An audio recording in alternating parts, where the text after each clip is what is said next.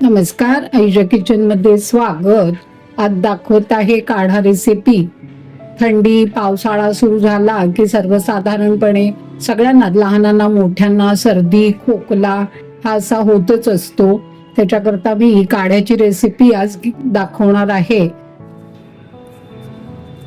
हे आहे चहापत्ती, लेमन ग्रास म्हणतात त्याला, धने, प्राजक्ताची पानं.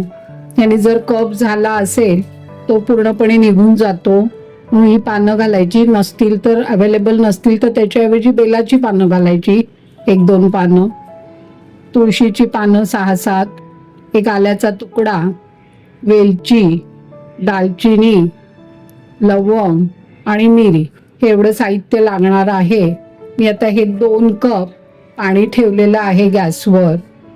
तर त्याचं उकळून आपल्याला अर्ध करायचंय, म्हणजे 1-1.25 कप होईल एवढं करायचंय. तर पाणी ठेवलेलं आहे गरम करत एकीकडे. मी काढा प्यायला सगळ्यांना आवडतो, पण करायचा खूप कंटाळा येतो.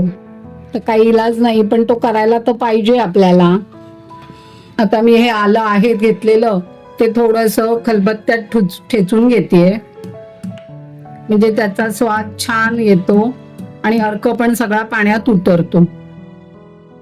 तर हे मिरी 4 ते 5 मिरी टाकले, 2 लवंगा, 1 वेलची आणि दालचिनी हे छोटे छोटे तुकडे घातलेले आहेत. तुळशीची पानं 7-8 घेतली आहेत धुवून स्वच्छ. प्राजक्ताची पानं आहेत, ही अशी फाडून घालायची. याचा सगळा अर्क उतरतो, रंग पण वेगळा येतो. धने, आलं ठेचून घेतलेलं आहे आणि पाती चहा हा पण थोडासा बत्त्यात असा त्या पातीच्या पण घालतेय. आणि त्या बारीक गॅसवर हा छान उकळवायचा आपल्याला. त्याचा रंग पूर्णपणे बदलेल. हा तुम्ही जास्ती करून ठेवला की 2 दिवस वापरू शकता. फक्त साखर गूळ घालायचं आहे, ते गाळून ठेवायचं, आयत्या वेळी घालायचं. मायक्रोवेव्ह असतोच सगळीकडे सगळ्यांकडे, ते कपात घालायचा, साखर गूळ घालायचा आणि गरम करून प्यायचा. साखर गूळ नसेल घालायचा तर असा पण पिऊ शकता, असा आवडत असेल बिन साखरेचा बिन गुळाचा तर. गॅस बारीकच ठेवलेला आहे. छान उकळू दे, रंग एकदम पूर्णपणे बदलतो तेव्हा आपण गॅस बंद करायचा आहे, म्हणजे तो आटेल पण आणि वास छान सुगंध यायला लागतो त्याचा. छान कलर आलेला आहे बघा, बघू शकताय. आता छान आटला आहे. मी गॅस बंद करतेय आणि गॅस बंद केला की ह्याच्यात हळद घालायची आहे, चिमूटभर घालायची हळद. पण उकळताना घातली तर ती काळी होईल म्हणून नाही घालत मी.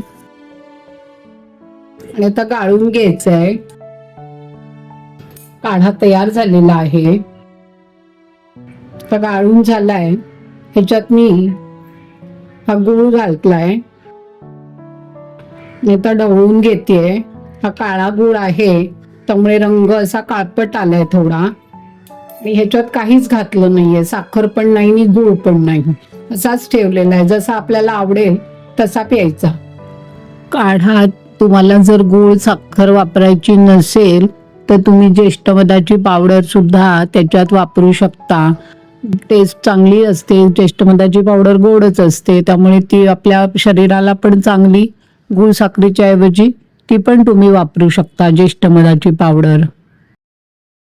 घरगुती काढा सर्दी खोकल्यावर तयार झालेला आहे. आस्वाद घ्या, लाईक करा, शेअर करा आणि कॉमेंट्स करा आणि सबस्क्राईब देखील करा.